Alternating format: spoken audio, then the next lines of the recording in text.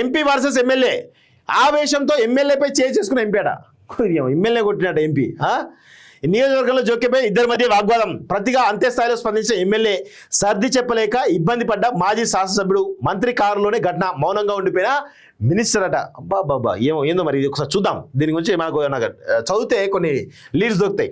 ఈ మధ్య అధికార పార్టీ నేతల మధ్య ముష్టి యుద్ధాలు వెలుగులోకి వస్తున్నాయి. సో ఈ పరిస్థితిలో కింది స్థాయి లీడర్ల మధ్య జరిగితే పెద్ద విషయమేమి కాదు, కానీ ఒక ఎంపీ మరో ఎమ్మెల్యే మధ్య జరగడం కాంగ్రెస్ వర్గాల్లో హాట్ టాపిక్ గా మారింది. ఈ ఘటన వారం రోజుల క్రితం ఓ మంత్రి వాహనంలో అందరూ కలిసి జర్నీ చేస్తున్న సమయంలో చోటు చేసుకున్నది. ముందు ఎంపీ ఎమ్మెల్యే మధ్య మాటలతో ప్రారంభమైన సంభాషణ తర్వాత వాదనలకు దారితీసింది. చివరికి ఒకరిపై మరొకరు చేసుకునేంత వరకు వెళ్ళింది. పరిస్థితి మరింత ముదిరే ప్రమాదం ఉందని గ్రహించిన ఓ మాజీ ఎమ్మెల్యే ఇద్దరికి నచ్చైపోయేందుకు అష్ట కష్టాలు పడినప్పటికీ కూడా వినలేదు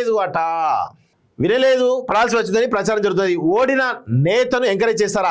దక్షిణ తెలంగాణకు చెందిన అసెంబ్లీ నియోజకవర్గంలో, దక్షిణ తెలంగాణ అంటే అది మహబూబ్నగర్ సంబంధించిన అంశమే అయి ఉంటుంది తప్ప ఇంకేమి ఉండదు. అసెంబ్లీ నియోజకవర్గంలో చాలా రోజుగా ఆధిపత్య పోరు నడుస్తున్నది.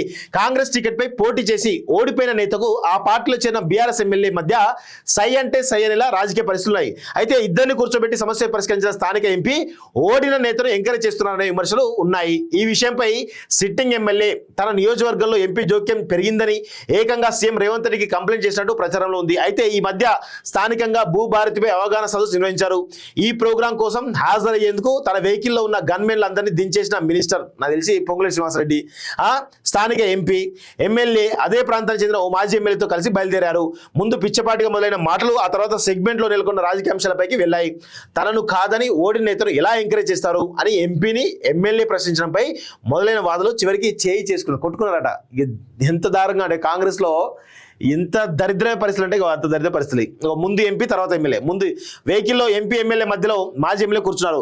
సెగ్మెంట్ ఇష్యూ రాగానే ఓడిన నేతలు ప్రోత్సహిస్తున్నారు. ఓ వర్గాన్ని ఎంకరేజ్ చేస్తే తమ వాళ్ళు ఎంతకాలం మౌనంగా ఉంటారు, ఇలాగే కొనసాగితే బాగుండదు అంటూ ఎమ్మెల్యే కాస్త గట్టిగానే ఎంపీకి వివరించే ప్రయత్నం చేశారు. అయితే పార్టీలో సీనియర్ లీడర్గా ఉన్నటువంటి ఆ ఎంపీకి కోపం ఎక్కువనే టాక్. నాకు తెలిసి ఆ ఎంపీ నాగర్ కర్నూలు ఎంపీ అయి ఉంటుండు నాకు తెలిసి, అదే అనిపిస్తా ఉంది.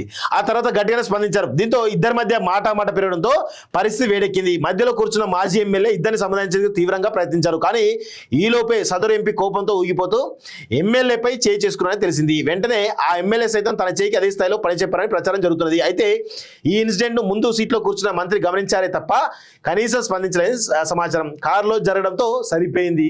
అయ్యయ్యయ్యో ఎంత దారుణంగా అయిపోయింది పాపం. నాకు తెలిసి ఎవరు మరి నాగర్ కర్నూలు ఎంపీయా మహబూబ్నగర్ ఎంపీ అంటేనే ఈమె కాంగ్రెస్ కాబట్టి జనరల్ చూస్తే నల్గొండ ఎంపీ ఉన్నాడు, ఆయనకు అంత సినిమా లేదు.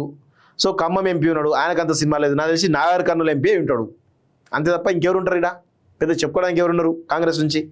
చేవేలనా BJP MP, Mahabubnagar BJP MP, Medak BJP MP, Nizamabad BJP MP, ఇక వరంగల్ ఎంపీ అసలు దక్షిణ తెలంగాణకి ఇది రాదు. దక్షిణ తెలంగాణలో ఉన్నటువంటి ఏకైక ఎంపీ ఎవరు ఉన్నారు?